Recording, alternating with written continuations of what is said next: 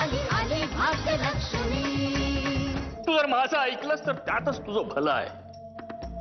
आता तू सगळं याचं हे ऐकलंस, पण एक गोष्ट नीट लक्षात ठेव.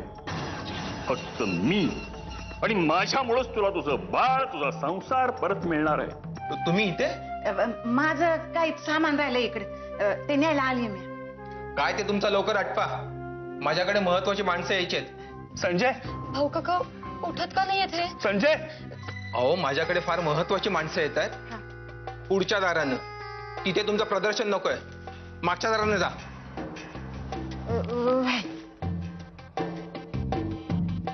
एवढं कोण येतंय? ज्यांनी हे सगळं आपल्याला करायला सांगितलं, ज्यांच्यासाठी सर्व प्रॉपर्टीवर जप्ती आणली आणि ताब्यात घेतली, सगळ्यांची हकालपट्टी केली. अच्छा अच्छा, म्हणजे सुदामा दादा येत आहेत. जा आज जा आणि काम करा. या मंत्र्यानं मला मागच्या दारानं का जाय सांगितलं? पाहुणं पुढच्या दारानं येतात, मग काय झालं? बघूया तर खरं कोण येत आहेत. या या या या या या या तुमच्याच घरात तुमचं स्वागत असो. सुदामा दादा तर नाही ना आले.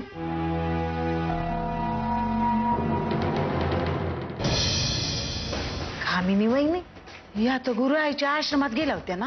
एक जात सगळ्यांना घराबाहेर काढलंय. आता फक्त तुमचंच राज्य. असं काय करताय? संजय, भाऊ काका काय झालंय ना? सुदामा दादांची सही असलेलं पत्र तुम्ही दाखवलं होतं ना त्यांना? हो ना, मला वाटतं त्यामुळेच भाऊंचा विश्वास बसला. पण सुदामा दादांचं ते पत्र, त्यावरची त्यांची सही, ती सही मीच केली होती. काशी आलीये. ये काशी. काशीताई, कुठे होता?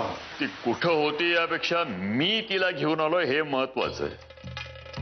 तुला कदाचित पटणार नाही, पण ज्या गावानं मला इथून घालवून दिलं त्या सगळ्या गावाला हे सांगण्याचं काम तुम्हालाच करावं लागणार आहे. मी? काशी प्रकट होईल ती भिराईच्या मूर्तीच्या मागून. तुम्ही सगळ्या गावाला सांगायचं की काशी आता परत येणार आहे. आणि मग जे काही सांगायचंय ते सगळं हीच सांगेल. नाही बाप्पाजी, तुम्ही किती कारस्थानी आहात ते माहित आहे मला. मला नाही जमणार हे. गुरुवा, तुला हे करावंच लागेल. नाहीतर नाहीतर काय? नाहीतर काशीचं बाळ आमच्या ताब्यात आहे. इकडं काशीनं मी सांगितलं तसं केलं नाही तर तिकडं तिचं बाळ. गुरव, उद्या आम्ही आमच्या पूर्व वेशातच लोकांच्या समोर येणार. तेव्हा आमच्या पोशाखाची व्यवस्था करा. अहो, ही मोहिते कुटुंबाची जी वाताहत झाली ना, तो समजा कामिनी वहिनीचा डाव होता. त्या मंत्र्याला हाताशी घेऊन खेळलेला. सुदामा दादाने यातलं काय बी सांगितलं नव्हतं. गोदात्या, अहो काय सांगताय काय तुम्ही? वय ना, आता समधी प्रॉपर्टी स्वतःच्या नावावर करून घेतली म्हणून. बरं बरं, मी संजयशी बोलतो आणि लगेच तुम्हाला कळवतो काय ते. सुदामा दादांनी असं काहीच केलं नव्हतं. ही सगळी कामिनी वहिनींची चाल होती. त्या मंत्र्याला हाताशी घेऊन रचलेला हा डाव आहे. आता त्यांनी सगळी प्रॉपर्टी स्वतःच्या नावावर करून घेतलीये. गोदात्याने त्यांना बोलताना ऐकले रे. भाऊ काका, आपल्याला निघायला हवं. कामिनी काकूची चाल ही यशस्वी नाही होत येणार.